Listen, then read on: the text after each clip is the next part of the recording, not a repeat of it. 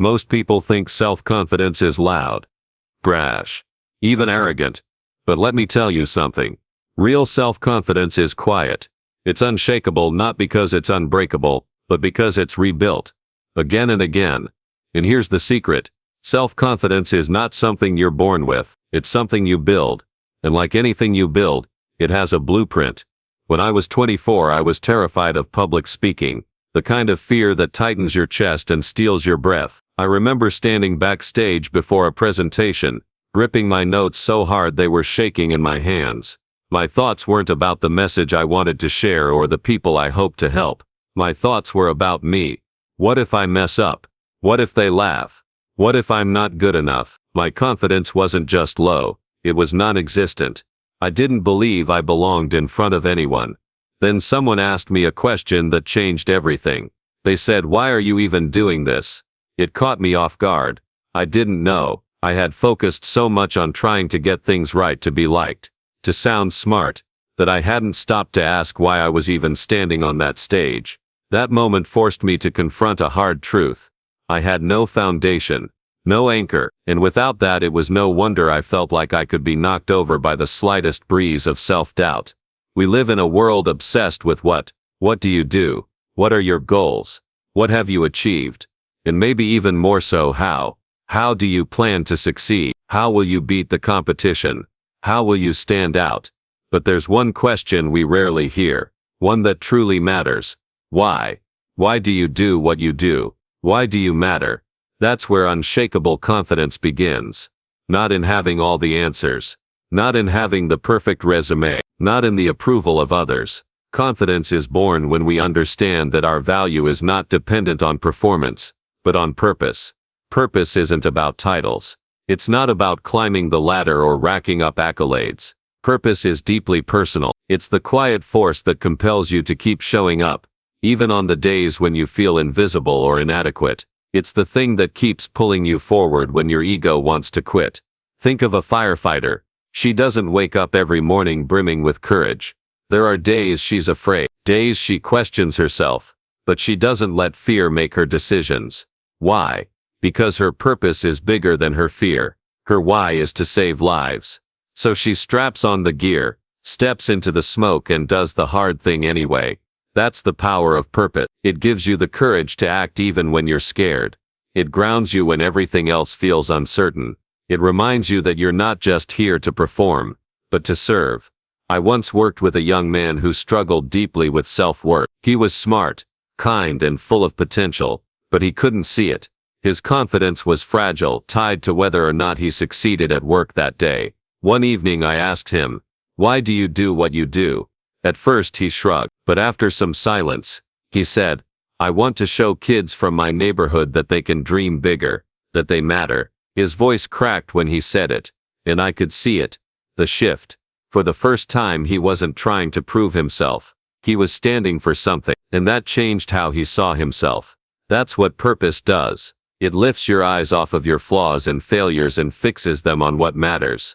When your actions are fueled by something greater than ego, you no longer need to be perfect.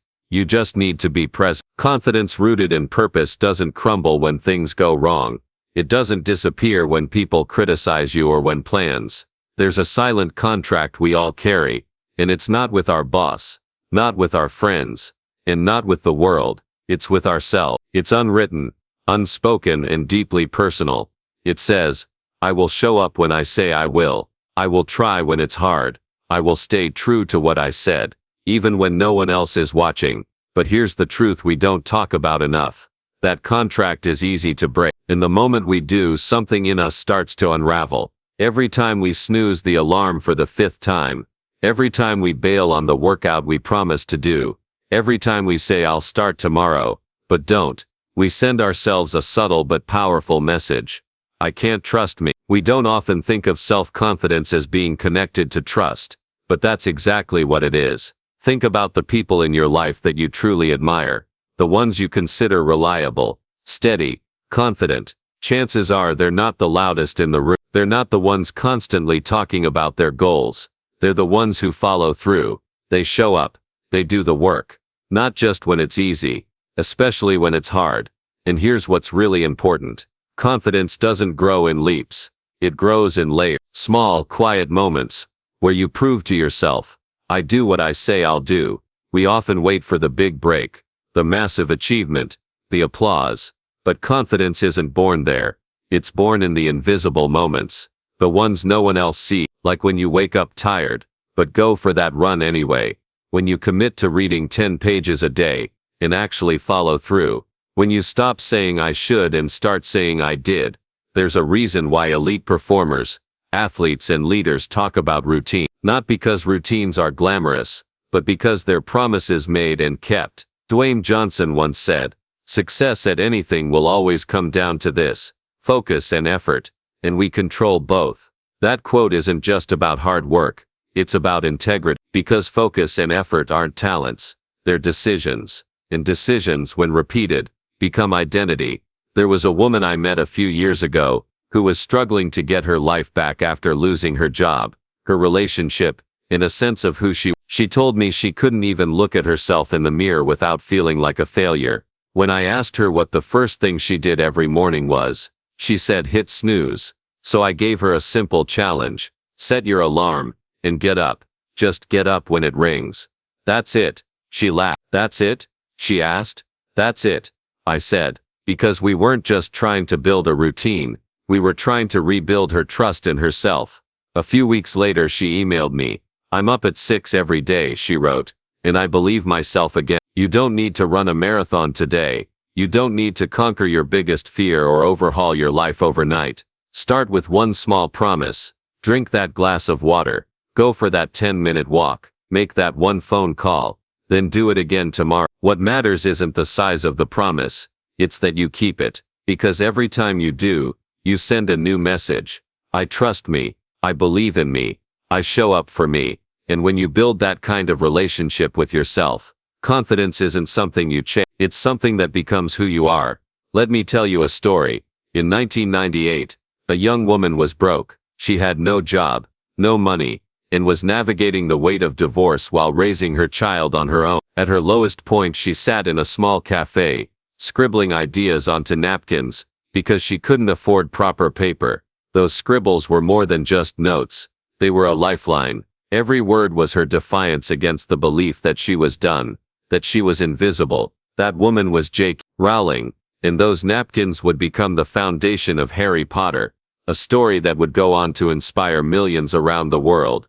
But here's the part that's even more powerful. She was rejected by 12 different publishers. 12 people, gatekeepers of the very dream she clung to, told her she wasn't good enough, told her the story wasn't worth publishing, told her to move on. She could have. Most people would have. But she didn't.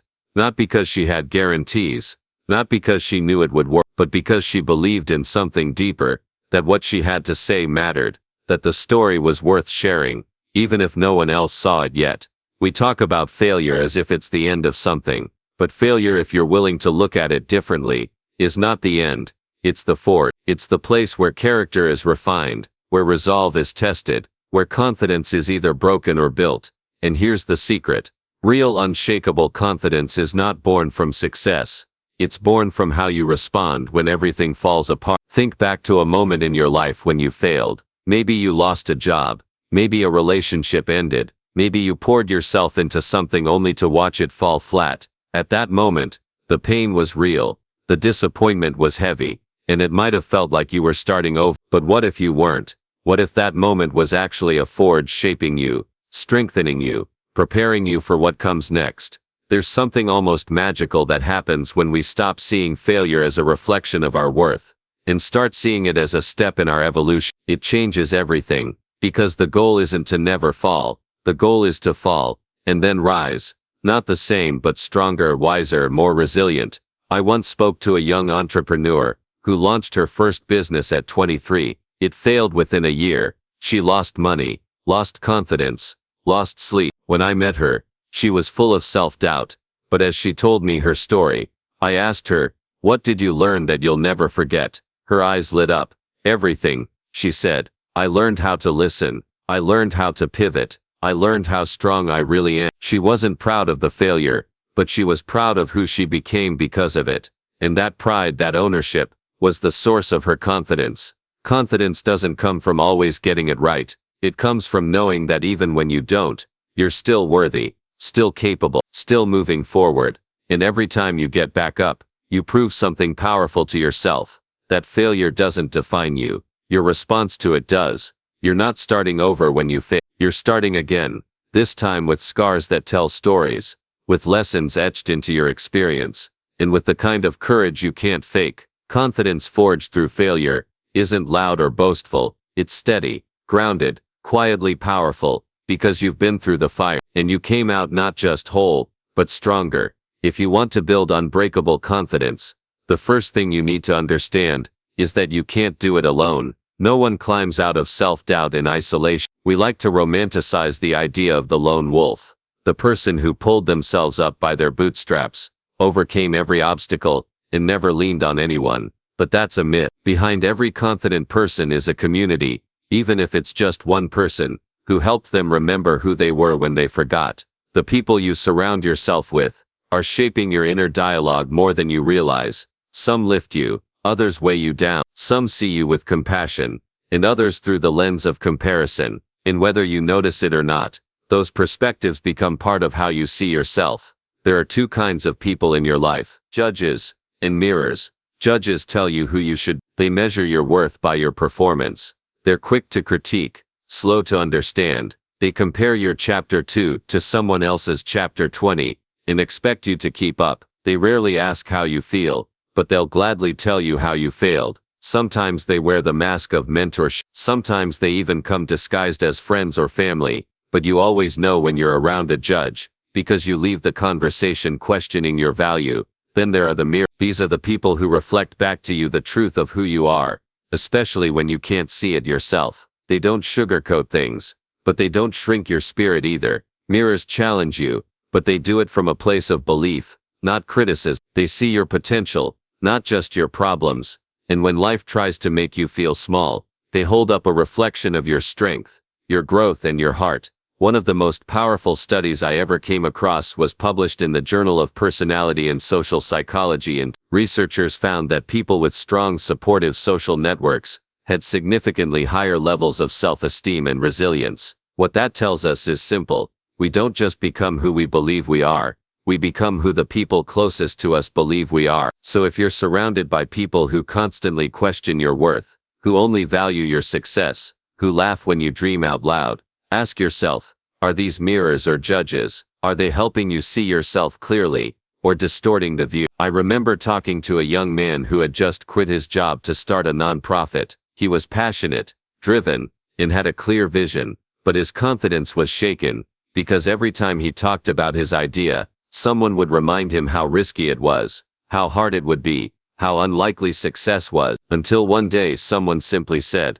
"I believe in what you're doing. You were meant for this." He told me that single sentence shifted everything, not because he suddenly had a guarantee, but because someone had finally handed him a mirror. That's what belief does. It strengthens the foundation you're already standing on, and when you have someone reflecting your strength back to you, it becomes easier to step into it. You don't need more followers. You don't need more likes or praise, or attention. You need more belief. People who see you at your lowest, and still speak to your highest self.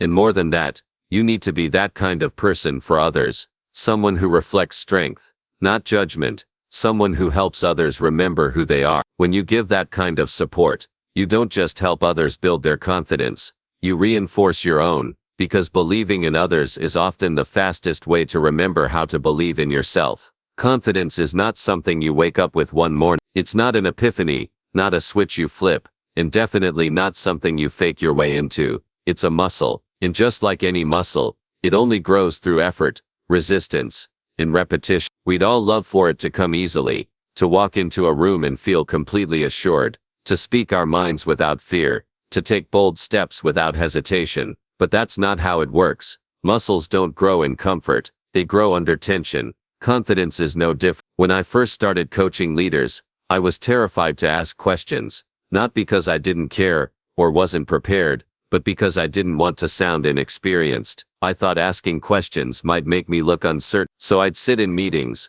nodding along, even when I wasn't fully sure what someone meant. I convinced myself that silence was safe, But deep down, I knew it was costing me, because every time I held back, I missed an opportunity to grow, to learn and to engage. And more importantly, I was reinforcing a lie, the lie that I had to be confident before I could participate. Eventually, I got tired of hearing my own silence, so I started asking questions, even when I wasn't sure how they'd land. I stumbled over words. I got things wrong. I fumbled with phrasing, but every time I asked something, I got a little better. I started to realize something that changed everything. Courage comes before confidence. We've been taught to wait until we feel ready, but readiness is a myth. If you wait until you feel perfectly confident to act, you'll be stuck forever. The truth is, action creates clarity, not the other way around. You figure it out by doing it, not by sitting on the sidelines planning and preparing. Every time you show up, every time you speak up, every time you try again after a shaky first attempt, you're practicing the act of becoming. And that practice rewires your brain. It builds trust in yourself, not because you were flawless, but because you did the hard thing anyway. I once worked with a woman who had a fear of speaking in meetings. Brilliant mind, incredible ideas, but she would freeze the moment the spotlight came her way. Her heart would race, her thoughts would tangle, her voice would vanish. So we didn't start with a big stage. We started small. She practiced asking one thoughtful question in each meeting, just one. At first it took everything she had, but she kept at it. A few weeks later she was leading the conversation, not because her fear disappeared, but because her muscle had grown. This is the part people forget. Practice doesn't just make you better at the task, it makes you braver. It teaches you that you can survive discomfort, that messing up isn't the end of the world, that your value isn't tied to being perfect, it's tied to showing up. We often look at confident people and assume they were born that way, but we don't see the years of quiet practice behind the scenes, the moments of doubt they pushed through, the number of times they acted without feeling ready. And that's the real story of confidence. It's not the polished performance you see under the lights. It's the grit of repetition in the dark. If it scares you, it's probably worth doing, not because you're guaranteed success, but because the act of doing it, of choosing to face what scares you, is how you grow. That's the practice. That's how the muscle builds. Not in the absence of fear, but in your willingness to walk straight through it. Confidence is not the goal. That might sound strange in a world obsessed with. We treat confidence like it's the finish line, the thing we're all running toward, the thing we believe will finally make us feel worthy, ready, enough. But the truth is, confidence isn't the prize. It's what you earn along the way, by how you show up, how you struggle, how you choose to grow. It's not something you get by force. It's something that shows up when you've earned your own trust. You don't build confidence by standing in front of a mirror shouting affirmations you don't believe. Telling yourself you're amazing when deep down you feel broken doesn't heal the wound, it ignores it. And pretending isn't the same as become. You build confidence not by pretending to be strong, but by becoming strong, one honest step at a time. And that starts by living in alignment with your values, your purpose, and your promises. It means doing what you said you would do, even when no one's watching. It means showing up as your real self, not the polished version, not the filtered version.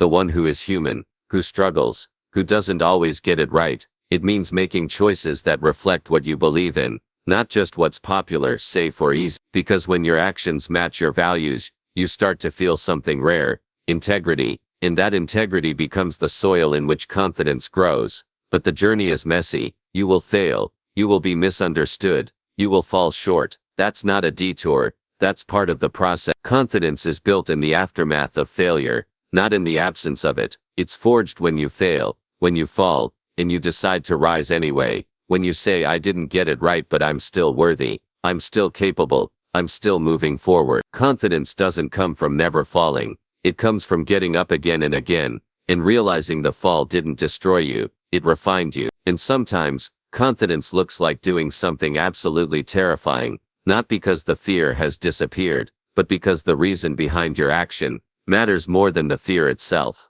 That's when you discover a deeper truth. The fear isn't going anywhere, but neither are you. And that realization changes everything. You begin to trust yourself, not because everything is under control, but because you've seen yourself handle the unknown. You've seen yourself survive hard conversations, walk into rooms where you felt out of place, start again when it would have been easier to quit. And in those moments, confidence wasn't loud, it was quiet, steady, A whisper in your gut that said, I've done hard things before, I can do this too. So if you want unbreakable self-confidence, stop chasing applause. Don't measure yourself by how many people approve of you. Don't confuse attention with worth. Chase something deeper. Chase growth, not perfection. Chase honesty, not performance. Chase something bigger than you. A cause, a mission, a reason that keeps pulling you forward even on the days you doubt yourself. Because one day, and that day will come, life will try to knock you down. Circumstances will shake you.